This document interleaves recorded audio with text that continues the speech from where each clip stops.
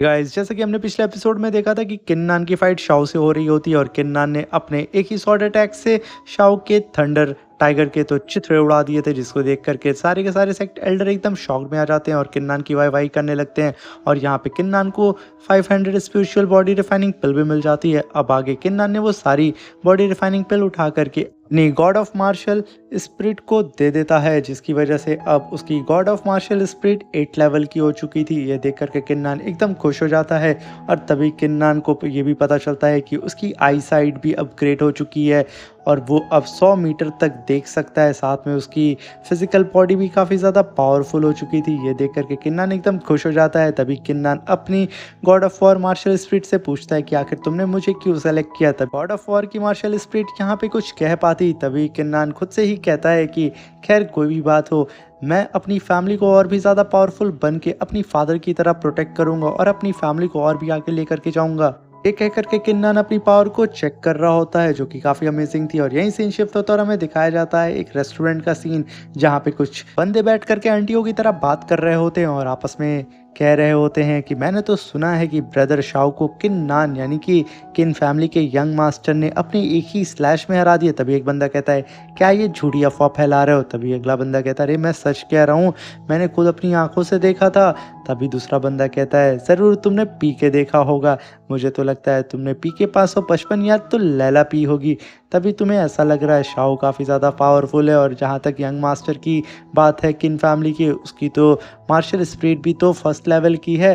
तभी दूसरा बंदा कहता है अरे नहीं मैं सच बोल रहा हूँ। और यहाँ पे इन लोगों की बहस चलती रहती है और सीन शिफ्ट होता है और हमें दिखाया जाता है यहाँ पे शाओ अपनी हार को बर्दाश्त नहीं कर पाता है और दीवार पे खींच खींच के मुक्का मार रहा होता है। तभी उसके फादर पीछे से आ करके उसको एक स्पिरिचुअल ग्रास देते हैं, जिसकी वजह से वो अपनी पावर को अपग्रेड कर सकता है।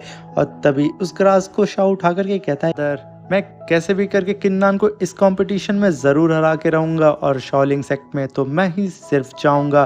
तब उसके फादर कहते हैं मुझे तुम पर पूरा भरोसा है। और यहीं सीन शिफ्ट होता है और हमें दिखाया जाता है किन्नान बैठ करके ये सोचता है कि मुझे कैसे भी कल्टीवेशन करके अपनी बॉडी को भी स्ट्रॉन्ग करना होगा, क्योंकि इस टाइम मेरी मार्शल स्पिरिट 8th लेवल की है। अगर मैं इतना स्ट्रॉन्ग नहीं हुआ तो मैं अपनी मार्शल स्पिरिट को हैंडल नहीं कर पाऊंगा। यहाँ पे किन्नान को कल्टीवेट करते करते 5 घंटे हो जाते हैं और यहाँ पे फाइनली किन्नान को काफ़ी दर्द हो रहा होता है, मगर यहाँ पे किन्नान ब्रेक थ्रू कर जाता है। और वो जैसे ही खुश हो रहा होता है तभी उसके अंकल वहाँ पे आ जाते हैं और कहते हैं कि मुझे यकीन नहीं हो रहा है कि तुम यहाँ पे ब्रेक थ्रू कर चुके हो और तुम बॉडी रिफाइनिंग के 5th लेवल पे पहुंच चुके हो। ये बात सुन करके तो किन्नान के गाल एकदम गुलाबी हो जाते हैं। ये देख करके किन्नान के अंकल हंसने लगते हैं और कहते हैं कि बेटा मुझे पूरा यकीन है कि शाओलिंग सेक्ट का जो एंट्रेंस एग्जाम होने वाला है उसमें तुम पार्टिसिपेट करके ज़रूर जीतोगे और शाओलिंग सेक्ट के इनर डिसेबल बन के दिखाओगे और हमारे सेक्ट का नाम रोशन करोगे। तभी वो कहते हैं अरे मैं तो भूल ही गया मैं किस काम के लिए यहाँ पे आया था।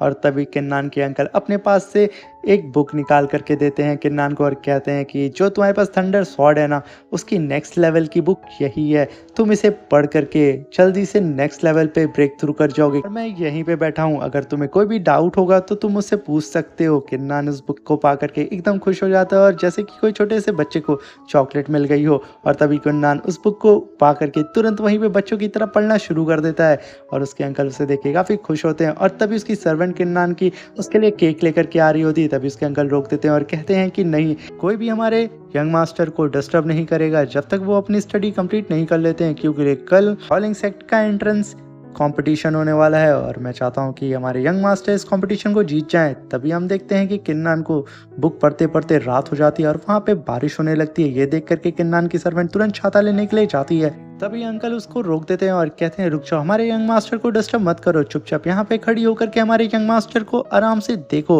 और तभी किन्नान की सर्वेंट भी अपने यंग मास्टर को देख रही होती है और तभी हम देखते हैं कि किन्नान यहाँ पे एक मैजिकल शील्ड अपने ऊपर बना लेता है कि बारिश से बचने के लिए। ये देख करके अंकल एकदम शॉक्ड में आ जाते हैं और कहते हैं कि ये तो स्वॉर्ड इंटेंशन का फर्स्ट स्टेज है, मुझे यकीन नहीं हो रहा है कि यंग मास्टर ने इसे कुछ घंटों में ही सीख लिया, मुझे तो इसे सीखने में 1 हफ्ता लग गया था। वाकई में मानना पड़ेगा हमारे यंग मास्टर बहुत ही ज़्यादा टैलेंटेड हैं, मगर मुझे ये समझ में नहीं आ रहा है कि यंग मास्टर ने इतनी जल्दी ये सब चीज़ें सीख कैसे ली और उन्होंने एक भी क्वेश्चन मुझसे नहीं पूछा। और तभी हम देखते हैं किन्नान को पढ़ते पढ़ते सुबह हो जाती है और तभी उसके अंकल उसके करीब आते हैं और कहते हैं कि मुझे यकीन नहीं हो रहा है कि तुम इस समय man and knife unite level के 2nd स्टेज पे पहुंच चुके हो और तभी किन्नान तुरंत खड़ा हो जाता है और अपने अंकल से कहता है कि अरे ऐसी कोई भी बात नहीं है। और तभी किन्नान कहता है अरे सुबह हो गई, मैं तो रात में बैठा था। तभी उसके अंकल हंसने लगते हैं और कहते हैं कि पढ़ाई में इतना खो चुके थे कि आपको शायद टाइम का पता भी नहीं चला होगा। मगर यहाँ पे हम देखते हैं किन्नान की सर्वेंट को यहाँ पे तो कुछ भी नहीं पता चलता। और तभी वो पूछ लेती है आखिर ये man and knife unite level है क्या। तभी किन्नान उसे देख के हंसने लगता और कहता है कि मैन एंड नाइफ का मतलब ये होता है कि हम अपने वेपन को अपनी स्पिरिट से मर्ज कर लें।